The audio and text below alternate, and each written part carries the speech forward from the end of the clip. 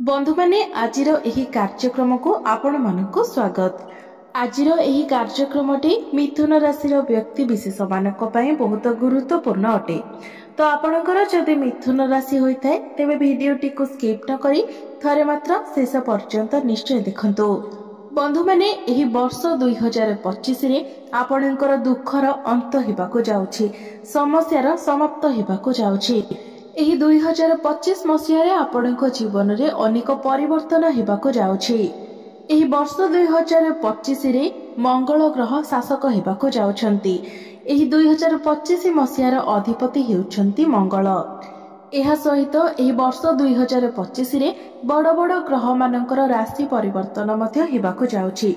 देवगुरु बृहस्पति, शनिदेव, राहु एवं केतु राशि परिवर्तन करबाको जाउछंती। बंधु माने देवगुरु बृहस्पति प्रति 1 वर्ष रे निजर राशि परिवर्तन करिथांती। शनिदेव प्रति 2.5 वर्ष रे निजर राशि परिवर्तन करिथांती। राहु एवं केतु प्रति 1.5 वर्ष रे निजर राशि परिवर्तन करिथांती। मात्र एही 2025 मसीहाटी एपरि एक महासंजोग नै आसुछि जेउथिरे एही 4 ग्रहंकर राशि परिवर्तन हेबाको जाउछि। तेबे बंधु माने एही वर्ष 2025 टी आपणको पाई काहेकि एते महत्वपूर्ण अटे ताहा आजिर एही भिडियो रे आमे माने विस्तार भाबरे जानिबा। तेबे सबुठार गुरुत्वपूर्ण कथा हेउची एही वर्ष नाही आपणकर कुंडली रे शनि 7.5 अछि आ नाही शनि 2.5 अछि। आपणको कुंडली एही वर्ष संपूर्ण रूप रे शनि दशारु मुक्त अटे। तेबे बंधु माने आसंतु आरंभ करबा आजिर एही कार्यक्रम को जहाँकि जन्म राशि एवं चंद्र राशि उपरे आधारित अटे। तेबे बंधु माने राशि चक्र 12 गोटी राशि मध्यरु तृतीय राशि हेउछि मिथुन राशि।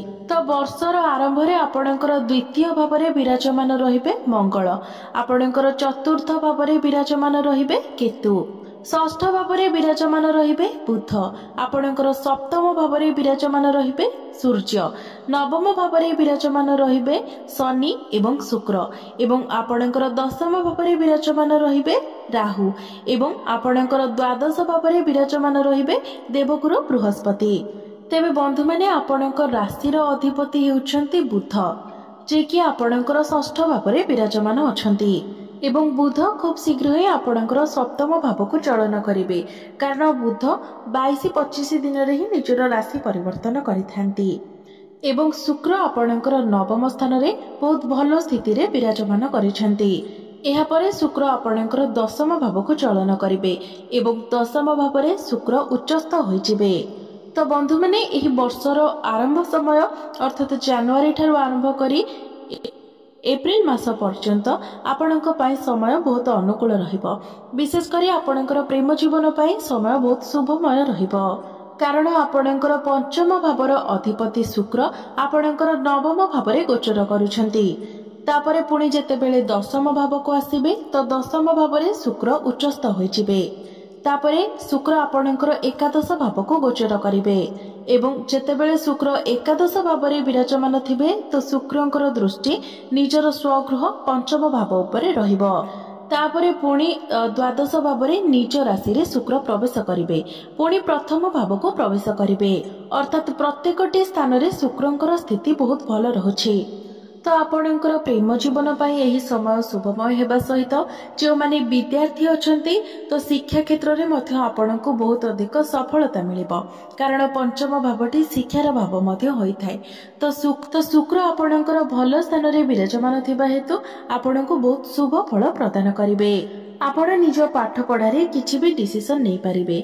जदि आपण कोनोसी कंपटीशन ने पार्टिसिपेट करबा पई चाहुछंती तो ता मध्य आपण करि पारिबे। जदि आपण कोनोसी कंपटीशन ने पार्टिसिपेट करिवे तो निश्चित भाबरे सेथिरे आपण सफलता पाइबे। एहा सहित 15 मई 2025 पर्यंत देवगुरु बृहस्पति आपणकर द्वादश भावरे रहिबे, जे कि आपणकर सप्तम एवं दशम भावर अधिपति अटंती। तो एही वर्ष आपणकर दुखर अंत एथिपाई हेबाकु जाउछि, कारण आपणकर सप्तम एवं दशम भावर अधिपति देवगुरु बृहस्पति आपणकर प्रथम भाव को चलन करिबाकु जाउछंती। तो 15 मई 2025 परठारु आपणकर शुभ समय आरंभ हेबाकु जाउछि। दीर्घ 12 वर्ष परे देवगुरु बृहस्पति आपणकर प्रथम भावरे गोचर करिबाकु जाउछंती। କାରଣ ଦେବଗୁରୁ ବୃହସ୍ପତି ଗୋଟିଏ ରାଶିରୁ ଆଉ ଗୋଟିଏ ରାଶିକୁ ପରିବର୍ତ୍ତନ କରିବା ପାଇଁ 1 ବର୍ଷର ସମୟ ନେଇଥାନ୍ତି। ଏବଂ ଗୁରୁ ଯେତେବେଳେ ଆପଣଙ୍କର ପ୍ରଥମ ଭାବରେ ରହିବେ ତ ଗୁରୁଙ୍କର ଦୃଷ୍ଟି ଆପଣଙ୍କର ପଞ୍ଚମ ଭାବ, ସପ୍ତମ ଭାବ ଏବଂ ଆପଣଙ୍କର ନବମ ଭାବ ଉପରେ ରହିବ। ତ 15 ମଇ 2025 ପରେ ମିଥୁନ ରାଶିର ବ୍ୟକ୍ତି ବିଶେଷ ମାନେ ଯେଉଁମାନେ ବିବାହ କରିସାରିଛନ୍ତି ଏବଂ ଆପଣଙ୍କର ବୈବାହିକ ଜୀବନରେ ଯେଉଁ ସମସ୍ୟା ଚାଲିଥିଲା ସେ ସବୁ ସମସ୍ୟା ଆପଣଙ୍କର ସମାଧାନ ହୋଇଯିବ। ଆପଣଙ୍କ ମଧ୍ୟରେ ଭଲ ପାଇବା ବଢ଼ିବ ଏବଂ ବୁଝାମଣା ମଧ୍ୟ ଭଲ ରହିବ। ଏବଂ ମିଥୁନ ରାଶିର ବ୍ୟକ୍ତି ବିଶେଷ ମାନେ ଯେଉଁମାନେ ଅବିବାହିତ ଅଟନ୍ତି, ଆପଣଙ୍କର ବିବାହ ବୟସ ହୋଇଯାଇଥିଲେ ମଧ୍ୟ ବିବାହ ହୋଇପାରୁନାହିଁ, ତ 15 ମଇ 2025 ପରେ ଯେତେବେଳେ ଗୁରୁ ନିଜର ରାଶି ପରିବର୍ତ୍ତନ କରିବେ ତ ଆପଣଙ୍କର ବିବାହ ଯୋଗ ମଧ୍ୟ ଖୋଲିଯିବ। ଆପଣଙ୍କ ପାଇଁ ଭଲ ପ୍ରସ୍ତାବ ଆସିବ ଏବଂ ଆପଣଙ୍କର ବିବାହ ମଧ୍ୟ ହୋଇଯିବ। ଏହା ସହିତ ଗୁରୁଙ୍କର ଦୃଷ୍ଟି ଆପଣଙ୍କର ପଞ୍ଚମ ଭାବ ଉପରେ ରହୁଥିବା ହେତୁ ଆପଣଙ୍କର ସନ୍ତାନ ପକ୍ଷ ମଧ୍ୟ ମଜବୁତ ହେବ। ଅର୍ଥାତ୍ ଆପଣ ଯଦି ସନ୍ତାନର କାମନା କରୁଥିଲେ ତ ସନ୍ତାନ ପ୍ରାପ୍ତିର ମଧ୍ୟ ଯୋଗ ବନିବ। ଏହା ସହିତ ଏହି ବର୍ଷ 2025ରେ ଆପଣ ନିଜର ପାଠପଢ଼ାରେ ଗ୍ରୋଥ ମଧ୍ୟ ଦେଖିପାରିବେ। ପୂର୍ବରୁ ଆପଣଙ୍କର ମାଇଣ୍ଡ ଯେଉଁ ଡାଇଭର୍ଟ ହେଉଥିଲା, ଆପଣ ଷ୍ଟେବଲ ହେଇକି ରହିପାରୁନଥିଲେ, ଆପଣଙ୍କର ଏକାଗ୍ରତା ରହୁନଥିଲା, ପାଠ ପଢ଼ିବାକୁ ମନ ଲାଗୁନଥିଲା କିମ୍ବା ପାଠ ପଢ଼ିଲେ ମଧ୍ୟ ଆପଣଙ୍କର ମନେ ରହୁନଥିଲା। ଏହା ସହିତ ଗୁରୁଙ୍କର ଦୃଷ୍ଟି ଆପଣଙ୍କର ନବମ ଭାବ ଉପରେ ମଧ୍ୟ ରହୁଛି, ଯାହାଫଳରେ ଯଦି ଆପଣଙ୍କର ପିତା କୌଣସି ବିଜନେସ୍ କରୁଛନ୍ତି ତ ବିଜନେସ୍ରେ ତାଙ୍କୁ ବହୁତ ଅଧିକ ସଫଳତା ଏବଂ ଲାଭ ପ୍ରାପ୍ତି ହେବ। ଏହା ସହିତ ପୂର୍ବରୁ ଯଦି ଆପଣଙ୍କ ପିତାଙ୍କ ସହିତ ଆପଣଙ୍କର କିଛି ମତଭେଦ ରହିଥିଲା ତ ତାହା ମଧ୍ୟ ଦୂର ହୋଇଯିବ। ଆପଣଙ୍କ ପିତାଙ୍କ ସହିତ ଆପଣଙ୍କର ସମ୍ପର୍କ ସୁମଧୁର ହେବ। ଗୁରୁ ହେଉଛନ୍ତି ଭାଗ୍ୟର କାରକ ଗ୍ରହ। ତ ଭାଗ୍ୟର କାରକ ଗ୍ରହ ହୋଇ ଗୁରୁ ଯେତେବେଳେ ଭାଗ୍ୟ ସ୍ଥାନକୁ ଦେଖିବେ ତ ନିଶ୍ଚିତ ଭାବରେ ଆପଣଙ୍କର ଭାଗ୍ୟକୁ ଗୁରୁ ମଜବୁତ ବନାଇବେ। ଏବଂ ବର୍ତ୍ତମାନ ଶନି ଯେଉଁ ଆପଣଙ୍କର ନବମ ଭାବରେ ରହିଛନ୍ତି ତ 30 ମାର୍ଚ୍ଚ 2025କୁ ଶନି ଆପଣଙ୍କର ଦଶମ ଭାବକୁ ଚଳନ କରିବେ। ତ ଶନି ଯେତେବେଳେ ଆପଣଙ୍କର ଦଶମ ଭାବକୁ ଆସିଯିବେ ତ ଆପଣଙ୍କ ଉପରେ ରେସ୍ପନ୍ସିବିଲିଟି ବଢ଼ିବ।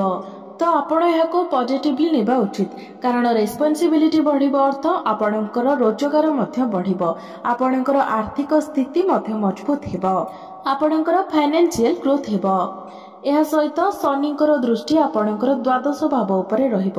ତ ଏହି ସମୟରେ ଆପଣ ଦୂରଯାତ୍ରା ମଧ୍ୟ କରିପାରନ୍ତି। ଆପଣ ଯଦି ମ୍ୟାନୁଫ୍ୟାକ୍ଚରିଂର କାର୍ଯ୍ୟ କରୁଛନ୍ତି, ଇମ୍ପୋର୍ଟ ଏକ୍ସପୋର୍ଟର କାର୍ଯ୍ୟ କରୁଛନ୍ତି ତ ଏସବୁ କ୍ଷେତ୍ରରେ ଆପଣଙ୍କୁ ସଫଳତା ମିଳିବ। ତେବେ ଆପଣଙ୍କ ପାଦରେ ଯନ୍ତ୍ରଣା ଅନୁଭବ ହୋଇପାରେ, ଆଣ୍ଠୁ ଗଣ୍ଠି ଏସବୁ ସମସ୍ୟା ଦେଖା ଦେଇପାରେ। ତ ଏସବୁ ପ୍ରତି ଆପଣ ସାବଧାନ ରହିବା ଉଚିତ। ଏବଂ ବର୍ଷର ଆରମ୍ଭ ସମୟରେ ଆପଣଙ୍କୁ ଇନଫେକ୍ସନ, ଆଲର୍ଜି ଏବଂ ଗଳା ସମ୍ବନ୍ଧିତ କିଛି ସମସ୍ୟା ମଧ୍ୟ ଦେଖା ଦେଇପାରେ। ତ ଏହା ବର୍ଷର ଆରମ୍ଭ କିଛି ସମୟରେ ଆପଣଙ୍କୁ ଏହିସବୁ ସମସ୍ୟା ଦେଖିବାକୁ ମିଳିବ। ଏହା ବ୍ୟତୀତ ବର୍ଷ ସାରା ଅନ୍ୟ କୌଣସି ବଡ଼ ସ୍ୱାସ୍ଥ୍ୟଜନିତ ସମସ୍ୟା ଆପଣଙ୍କର ଦେଖାଯାଉ ନାହିଁ। ବନ୍ଧୁମାନେ, ଶନି ଯେଉଁ ଭାବରେ ଗୋଚର କରନ୍ତି ସେହି ଭାବକୁ ବୃଦ୍ଧି କରାଇଥାନ୍ତି। ତ ଶନି ଯେତେବେଳେ ଆପଣଙ୍କର ଦଶମ ଭାବକୁ ଆସିବେ ଏବଂ ଆପଣଙ୍କର ଦଶମ ଭାବରେ ଗୋଚର କରିବେ ଆପଣ 2025 ମସିହାରେ ଅଧିକ ପରିଶ୍ରମ କରିବେ ଏବଂ ଆଗକୁ ମଧ୍ୟ ବଢ଼ିବେ ଏବଂ ଏହି 2025 ମସିହାରେ ଆପଣଙ୍କର ଆର୍ଥିକ ଉନ୍ନତି ମଧ୍ୟ ହେବ। ଏବଂ ଯେଉଁମାନଙ୍କ ନିକଟରେ କୌଣସି ଚାକିରି ବାକିରି ନଥିଲା, ଚାକିରି ପାଇଁ ଆପଣ ପ୍ରିପେୟାର ହେଉଥିଲେ ତ ଶନିଙ୍କର ରାଶି ପରିବର୍ତ୍ତନ ପରେ ଆପଣଙ୍କୁ ଚାକିରି ମିଳିବାର ମଧ୍ୟ ବହୁତ ଅଧିକ ସମ୍ଭାବନା ରହୁଛି। ତ ସେଥିପାଇଁ ନିଶ୍ଚିତ ଭାବରେ ଚାକିରି ପାଇଁ ଆପଣ ନିଜର ଚେଷ୍ଟା ଜାରି ରଖନ୍ତୁ। ଏହା ସହିତ ଶନିଙ୍କର ଦୃଷ୍ଟି ଆପଣଙ୍କର ଚତୁର୍ଥ ଭାବ ଉପରେ ପଡ଼ିବ। ତ ଆପଣ ଏହି ବର୍ଷ କୌଣସି କନଷ୍ଟ୍ରକ୍ସନର କାର୍ଯ୍ୟ କରିପାରନ୍ତି, ତାହା ବହୁତ ଛୋଟ ହେଉ କିମ୍ବା ବହୁତ ବଡ଼ ହେଉ, କିନ୍ତୁ ଆପଣ ନିଶ୍ଚିତ ଭାବରେ କରିବେ। ଏହା ସହିତ 18 ମଇ 2025କୁ ରାହୁ ଆପଣଙ୍କର ନବମ ଭାବରେ ପ୍ରବେଶ କରିବେ। ତ ରାହୁ ଯେତେବେଳେ ଆପଣଙ୍କର ନବମ ଭାବରେ ଗୋଚର କରିବେ ଆପଣ ବହୁତ ପ୍ରାକ୍ଟିକାଲ ହୋଇଯିବେ ଏବଂ ଆପଣ ବହୁତ ଚାଲାକ ଚତୁର ମଧ୍ୟ ବନିବେ। ତ ଏହି 2025 ମସିହାରେ ଆପଣଙ୍କୁ ଆପଣଙ୍କ ଭାଗ୍ୟର ସାଥ ମିଳିବ। ଆପଣ ଯଦି ବିଦ୍ୟାର୍ଥୀ ଅଟନ୍ତି ତ ଶିକ୍ଷା କ୍ଷେତ୍ରରେ ଆପଣଙ୍କୁ ବହୁତ ଅଧିକ ସଫଳତା ମିଳିବ। ପ୍ରେମ ଜୀବନରେ ମଧ୍ୟ ଆପଣଙ୍କୁ ସଫଳତା ମିଳିବ।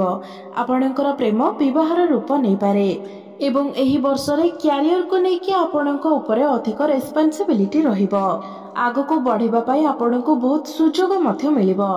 तो आपण जदि परिश्रम करेंगे निश्चित भाव में आपण एही वर्ष बहुत अधिक सफलता पाई परिबे, बहुत आगको मध्य आपण बढ़ी पारिबे। स्वास्थ्य को लेकिन एही वर्षटी आपणक पई बहुत भल रहुची।